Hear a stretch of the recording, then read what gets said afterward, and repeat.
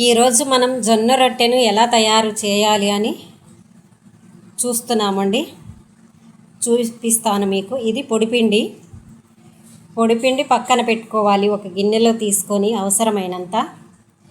ఇప్పుడు మనం నీటిలో ఉప్పు వేసుకొని బాగా మరిగించుకొని ఆ మరిగిన నీటిని కొంచెం కొంచెంగా పొడిపిండిలో పోస్తూ కలుపుకోవాలండి.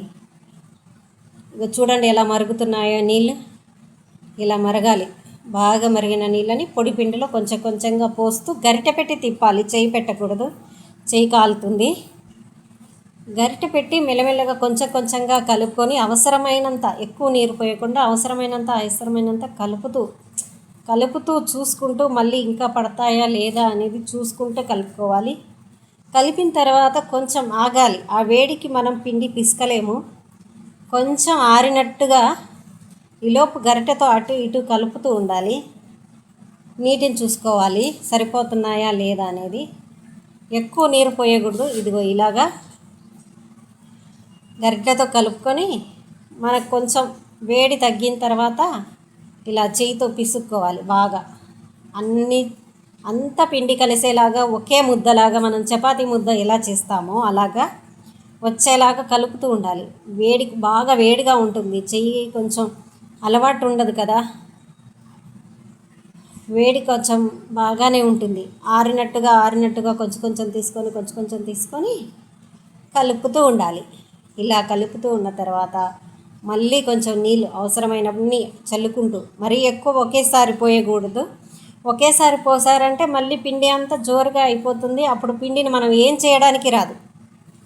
అలా మనం పిండి వేస్ట్ చేసుకోకుండా కొంచెం కొంచెం చల్లుకుంటూ, అవసరమైనన్ని నీళ్ళు చల్లుకుంటూ, మన చపాతీ పిండి ఎక్కువ తక్కువ కాకుండా ఎలా మనం పిండిని పిసుకుతామో ఈ జొన్న పిండిని కూడా అలాగే పిసకాలి. కాకపోతే ఇది వేడి మీద ఉంటుంది కాబట్టి కొంచెం టైం తీసుకుంటుంది. చేయి ఓర్చుకోవాలి కదా. అట్లా ఇంకొంచెం వాటర్ పడుతుంది. చల్లుకుంటూ బాగా పిసకాలి. పిండిని మాత్రం బాగా పిసకాలి, విడిపోకూడదు.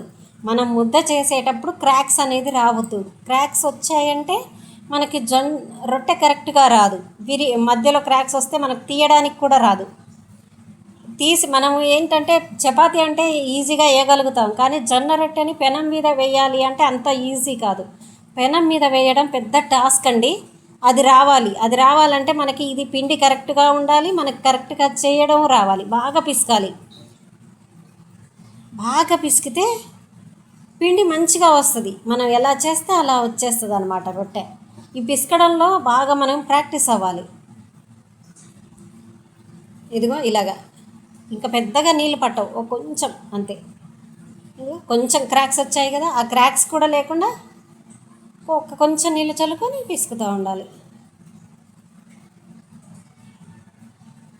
అగో చేతులు అలాగా రౌండ్గా ముద్ద చేసి రౌండ్గా తిప్పుకుంటూ కొంచెం ప్రెస్ చేసుకుంటూ చేయాలి. కొంచెం నీళ్ళు పడతాయి చూడండి, క్రాక్స్ వచ్చాయి. ఎక్కువ పట్టవు, కొంచెమే లైట్గా కొన్ని నీళ్ళు అలా చల్లుకొని చాలు, అంతే. ఇంకా ఎక్కువ పోయకూడదు.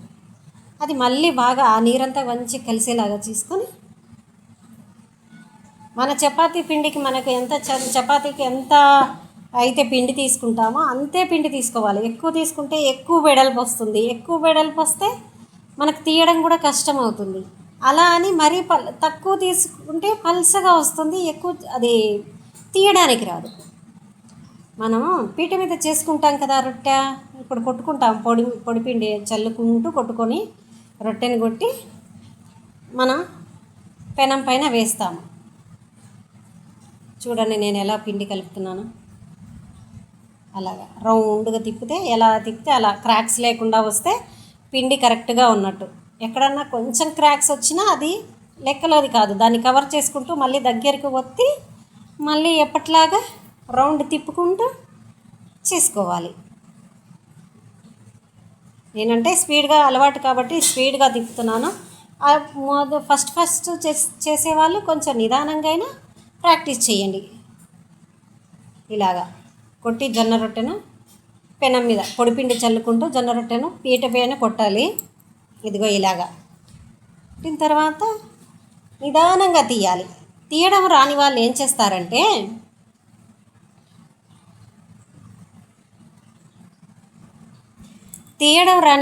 చేస్తారంటే మన అన్నం పైన పెట్టడానికి ఒక రేకు ఉంటుంది కదా, అది మెల్లగా కింది నుంచి తీసి ఇలా పెనం మీద వేసుకోవచ్చు. అది ప్రాక్టీస్ కోసం. కానీ మెయిన్ అయితే మన చెయ్యితో తీయడానికే ప్రయత్నం చేయాలి. అలవాటు అయితే ఈజీగానే అవుతుంది. భయపడకూడదు తీసేటప్పుడు.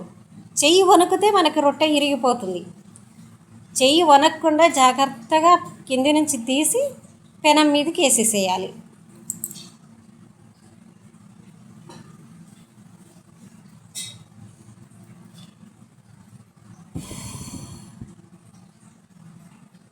అలా ఒక రొట్టె పెనం మీద కాలుతూ ఉంటే ఇంకో రొట్టె మనం సిద్ధం చేసుకోవాలి. పిసుక్కుంటూ పొడిపిండి చల్లుకుంటూ ఇలా కొట్టుకోవాలి.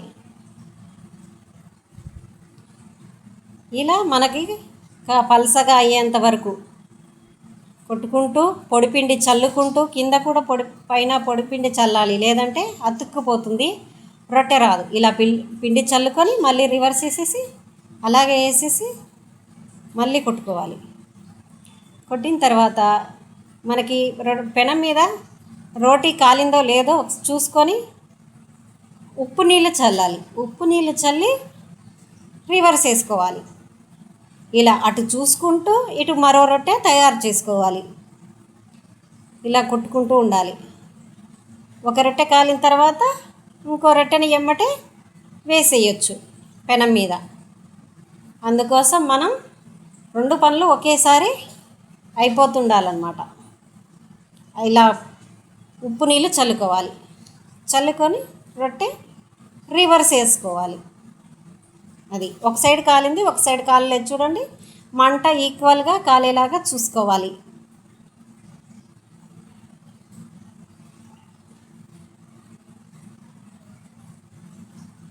ఇలా వేసిన తర్వాత కాలితే మనకు రొట్టె సిద్ధమవుతుంది.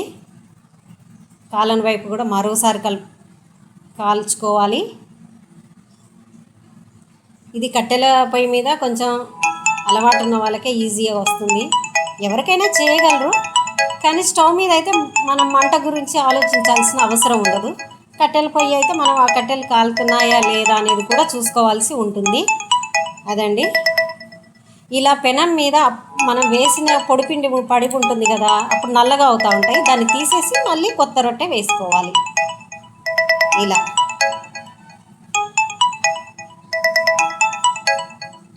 ఇలా జాగ్రత్తగా వేసిన తర్వాత మంట సరిగ్గా పెట్టుకొని రొట్టెలు కాల్చుకుంటూ మరోవైపు కొత్త రొట్టెని కొట్టుకుంటూ చేయవలసి ఉంటుంది. ఇలా ఎన్ని రొట్టెలైనా చేయవచ్చు. ఈ కొట్టడం ప్రాక్టీస్ అవ్వాలి. ఈ రొట్టెని తీసి పెనం మీద వేయడం కూడా ప్రాక్టీస్ అవ్వాలి. ఇది ఎన్ని ఎక్కువసార్లు చేస్తే ముందు పిండి పిసకడం కరెక్ట్గా వస్తే రొట్టె చేయడం ఈజీ అవుతుంది. రొట్టె పొడిపిండిని చల్లుకుంటూ చేయడం వస్తే తర్వాత తీయడం ఈజీగా ప్రాక్టీస్ చేయాలి. ఆ తీయడం ప్రాక్టీస్ అయ్యి రివర్స్ రొట్టెని తీసుకెళ్ళి పెనం మీద వేయడం వచ్చిందంటే మనకి రొట్టె చేయడం వచ్చింది. కాలింది చూడండి. ఇలా ఉప్పు నీళ్ళు చల్లుకోవాలి. మరీ ఎక్కువ ఉప్పు వేయకూడదండోయ్, కొంచెమే వేయాలి. ఇలా కాల్చుకుంటూ ఆ కాలని వైపు మళ్ళీ కాలేలాగా మరోసారి కాల్చుకొని అంతేనండి, రొట్టెలు సిద్ధమైపోయాయి. నేనైతే గోరుచిక్కుడు కూరతో తింటున్నాను. మీరు కూడా చేసుకోండి, చాలా బాగుంటుంది.